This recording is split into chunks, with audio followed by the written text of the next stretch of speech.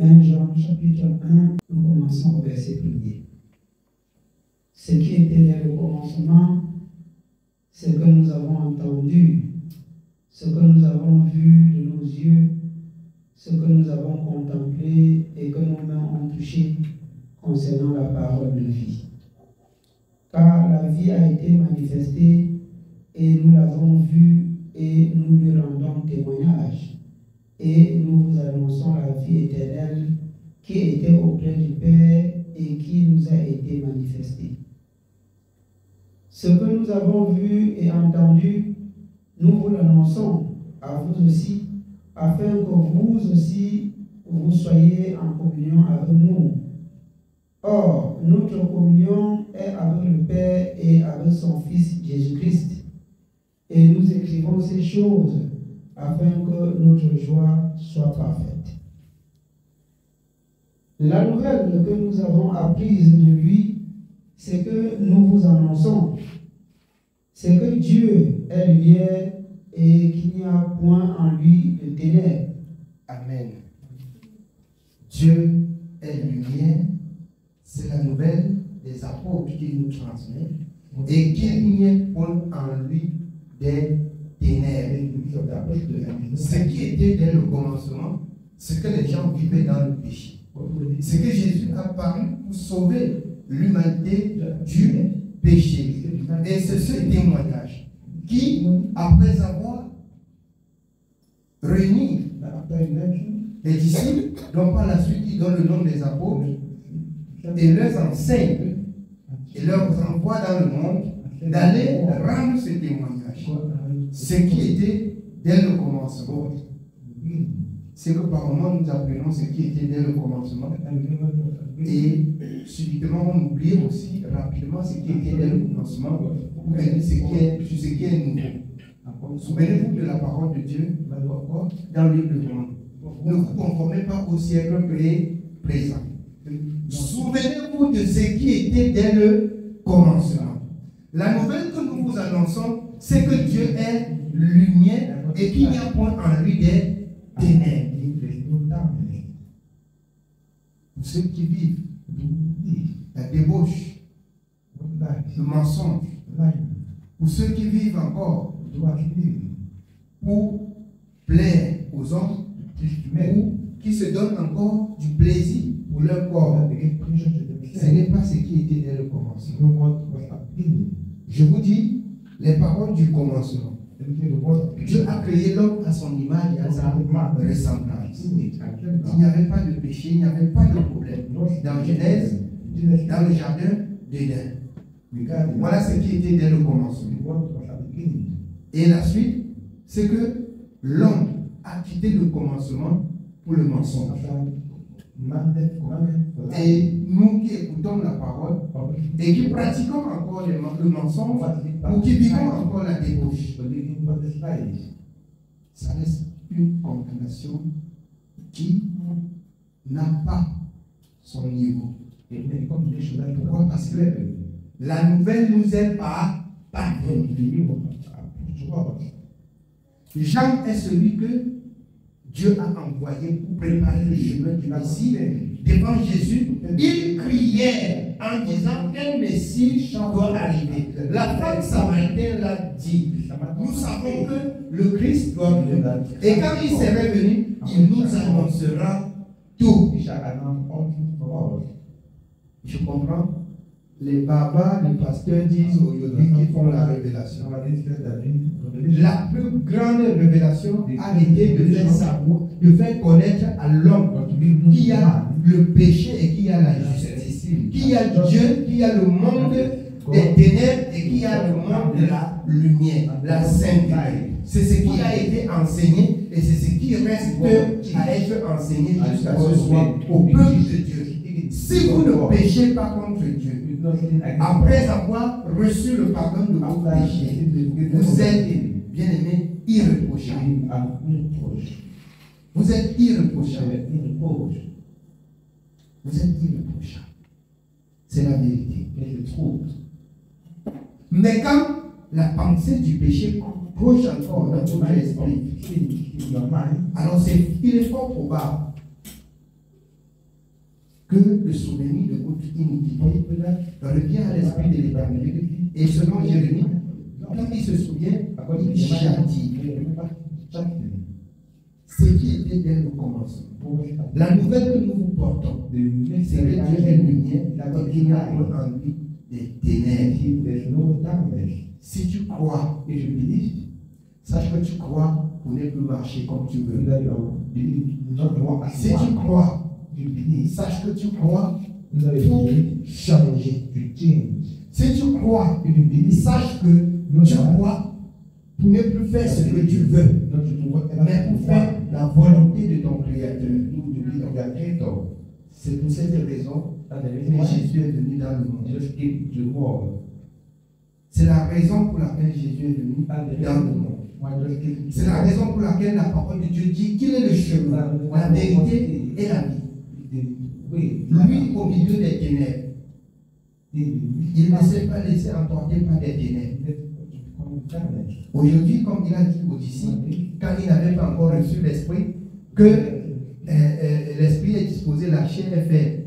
Il y a des gens qui soutiennent ça, ils disent que vraiment, nous sommes disposés, mais la chair est faite. Il donne comme ça l'occasion à la chair de pécher contre lui. Quand on a reçu Jésus, il n'est plus question de péché, vous pratiquez le péché. Or, celui qui pratique le péché n'est plus de Dieu. Il est vendu au péché. Et son sort, c'est l'enfer. Je vous parle maintenant ouvertement et honnêtement. Quand vous péchez contre Dieu, sachez que vous avez pour sort l'enfer. Or, le salaire du péché, c'est la mort. Le don gratuit de Dieu, c'est la vie éternelle. Amen. On continue jusqu'au verset 7. Jusqu'au verset 6. Si nous disons que nous sommes en communion avec lui et que nous marchions dans les ténèbres, nous mentons et nous ne pratiquons pas la vérité. Si nous disons que nous sommes en communion avec lui et que nous marchons dans les ténèbres, nous mentons et la vérité n'est point en nous. Si tu dis que tu es devenu enfant, le mensonge doit finir. La jambe doit finir. Toute espèce d'impurité et d'impudicité doit cesser. Parce que tu vis plus pour toi, mais tu vis pour Dieu. Tu vis pour celui que Dieu a envoyé te sauver. Amen. Oui, bien. Mais si nous marchons dans la lumière, comme il est lui-même dans la lumière, nous sommes mutuellement en communion et le sang de Jésus, son Fils, nous purifie de tout péché. Si nous marchons dans la lumière comme il est lui-même dans la lumière, voilà où, bien aimé, la transmission de la sainteté nous est ouverte. Cette porte nous est ouverte et le péché devient pardonnable et tu deviens saint et tu vis maintenant pour Dieu et l'ennemi n'a plus de pouvoir sur ta vie. Mais tant que tu vis dans le péché, tu es mort. Tu es mort. C'est pourquoi dans Hébreux chapitre 2, nous lisons Hébreux chapitre 2, partie verset 1.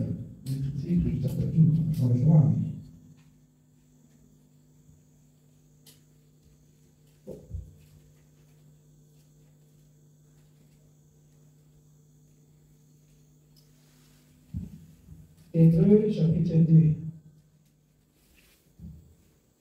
C'est pourquoi nous devons d'autant plus nous attacher aux choses que nous avons entendues, de peur que nous ne soyons emportés loin d'elles.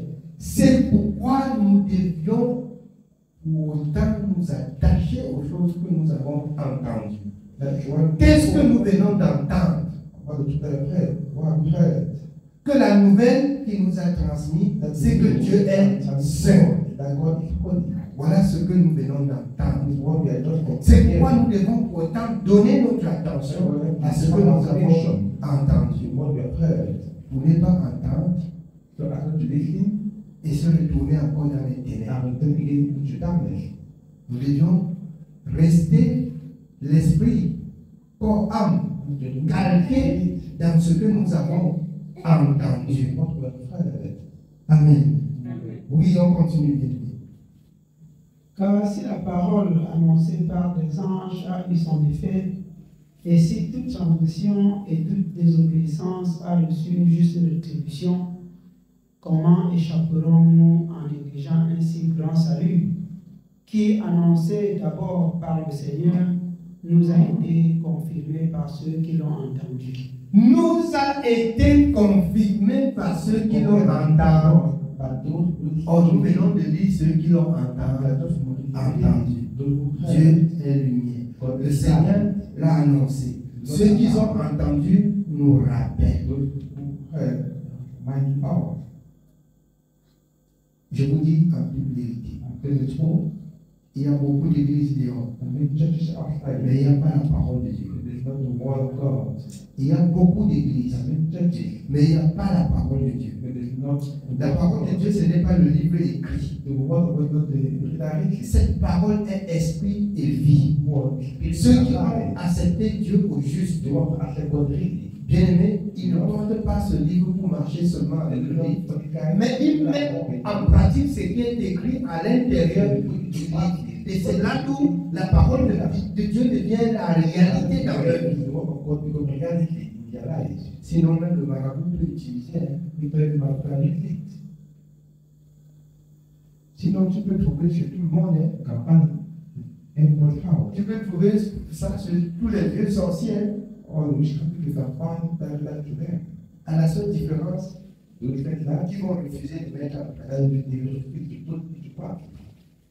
Si vous avez eu le privilège, la grâce de vous détacher du monde, détachez-vous sincèrement, abandonnez entièrement le monde pour le Seigneur. Cette parole a été annoncée par le Seigneur et qui maintenant nous est annoncée par ceux qui l'ont vu, ceux qui se sont approchés, ceux qui ont même dîné avec le plus tôt. C'est la vérité. Amen. Oui, bien aimé, on continue. Dieu, appuyant le témoignage par des signes, des prodiges et divers miracles, et par les dons du Saint-Esprit distribués selon sa volonté. Dieu appuyant le témoignage. Par quoi? Par des signes, par les dons, des prodiges, par des dons de l'Esprit. Alors, Dieu témoigne sa présence. Je vous dis, il a témoigné sa présence hier dans la vie de Michael. Beaucoup servent Dieu. L'apôtre Paul, dans Acte 19, après avoir parcouru les hauts lieux d'Asie, alors il rencontre quelques disciples. Avez-vous reçu le Saint-Esprit quand vous avez cru? Nous n'avons même pas entendu qu'il y ait un Saint-Esprit. Beaucoup servent Dieu. On l'a dit, quand tu es baptisé au nom du Père, du Fils et du Saint-Esprit. Je disais hier encore pour la rappeler, le baptême au nom du Père, du Fils et du Saint-Esprit, Jésus était ressuscité, mais Jésus n'était pas monté. Il n'y a aucun apôtre qui a baptisé au nom du Père, du Fils et du Saint-Esprit. Si oui, on me montre le passage. Dans Acte 1, la révélation, Jésus, alors, a annoncé qu'il devrait laisser son consigne par le Saint-Esprit aux apôtres. Ce qui fait que Jésus allait au tombeau, même après la résurrection, aucun apôtre n'a prêché la bonne nouvelle. Pas nulle part ailleurs. La destination était Jérusalem pour attendre ce que l'Esprit devait révéler. Et c'est à la Pentecôte que l'Esprit descend et l'Esprit commence à leur dire, il vous parlait parce qu'il était encore avec vous. Quand il devait monter, envoyer le Saint-Esprit, il devait vous faire savoir que lui-même, il est Esprit, lui-même, il est Dieu, lui-même, il est Père, lui-même, il est Fils, et vous deviez baptiser maintenant au nom de Jésus. C'est pourquoi il leur a parlé en parabole dans Luc 24 à partir du verset 41, que le Fils de l'homme doit souffrir,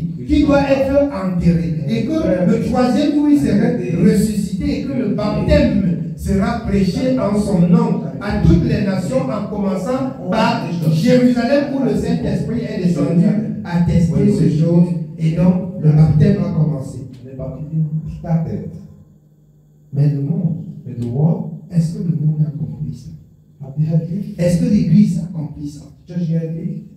Ils disent que quand on est baptisé dans l'eau, on a reçu le Père, le Fils et le Saint-Esprit. Dans Acte 8 et 14.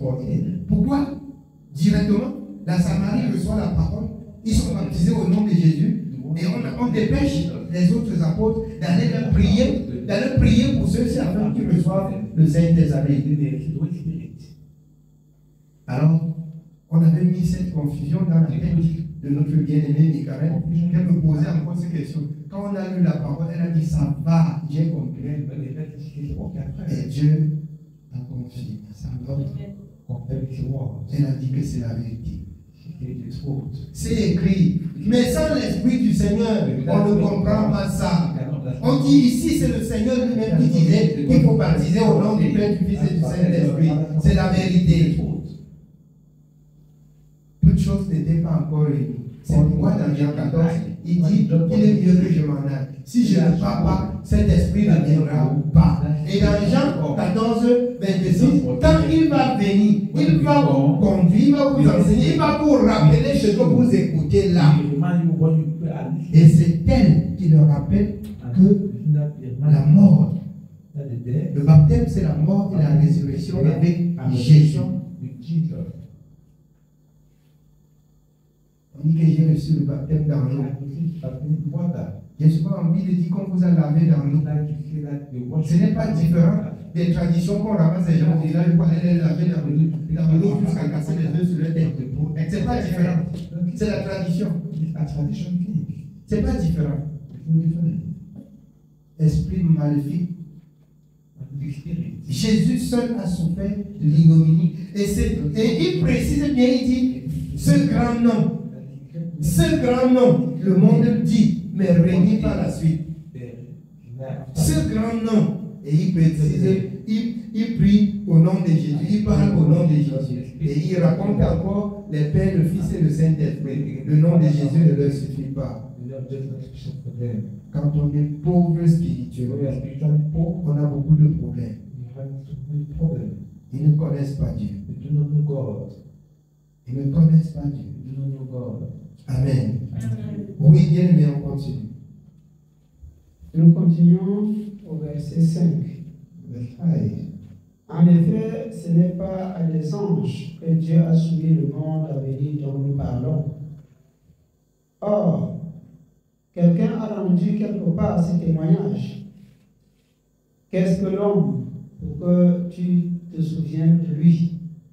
Ou le Fils de l'homme pour que tu prennes soin de lui? Tu l'as abaissé pour un peu de temps au-dessous des anges. Tu l'as couronné de gloire et de l'honneur. Tu as mis toutes choses sous ses pieds. En effet, en lui soumettant toutes choses, Dieu n'a rien laissé qui ne lui fût soumis. Amen. En lui soumettant toutes choses, Dieu n'a rien laissé qui ne lui soit soumis, y compris le baptême et qui vous baptise. Dieu a soumis toutes choses à Jésus-Christ. C'est pour cela qu'au nom de Jésus-Christ, vous avez rempli la formalité du salut. Au nom de Jésus-Christ, la formalité du salut est remplie. Uniquement au nom de Jésus-Christ. Amen. Oui, bien. Cependant, Nous ne voyons pas encore maintenant que toutes choses lui soient soumises. Nous ne voyons pas encore parce que nous sommes aveugles, parce que nous sommes insensés, parce que nous sommes des hommes sans esprit. Quand on n'a pas le Saint-Esprit, on ne peut pas voir, on ne peut pas comprendre ça comme ça. Nous ne voyons pas encore. Mais si nous persévérons, nous le verrons. Nous verrons. Oui, bien.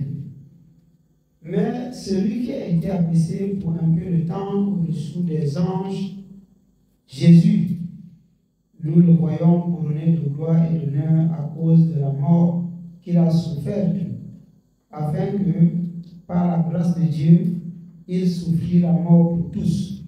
Par la grâce de Dieu, il souffrit la mort pour tous. Le baptême est un processus de remplir la formalité de la mort pour soi-même avec lui. Il souffrit la mort pour tous.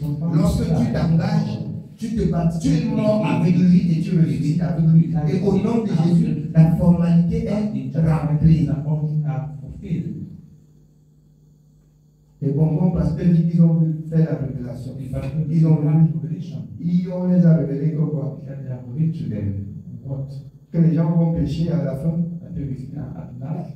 Ils vont révéler qu'ils vont aller dans le royaume de Dieu. Ils vont aller en enfer. C'est l'enfer. Amen. Oui, bien.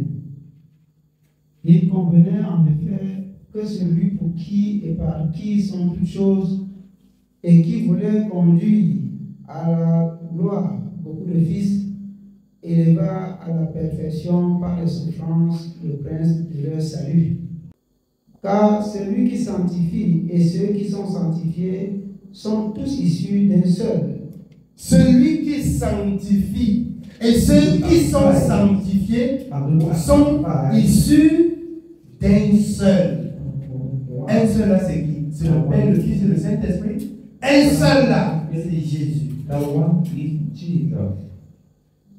Jésus. Seul Jésus. Amen. Oui, bien, on continue. C'est pourquoi il n'a pas honte de les appeler frères lorsqu'il dit: j'annoncerai ton nom à mes frères, je te célébrerai au milieu de l'assemblée, et encore, je me confierai en toi, et encore, me voici, moi et les enfants que Dieu m'a donnés. Ainsi donc, puisque les enfants participent au sang et à la chair, il y a également participé lui-même, afin que par la mort, il anéantisse celui qui a la puissance de la mort, c'est-à-dire le diable, et qu'il délivra tous ceux qui, par la crainte de la mort, étaient toute leur vie retenus dans la servitude.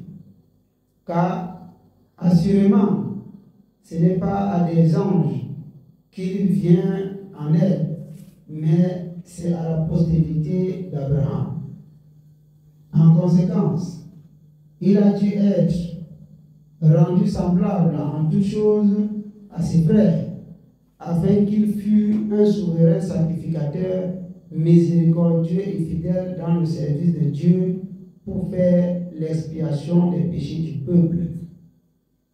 Car, ayant été tenté lui-même dans ce qu'il a souffert, il peut secourir ceux qui sont tentés. Amen. Amen. Que Dieu soit béni. Celui qui n'a pas compris ne va jamais comprendre. Amen.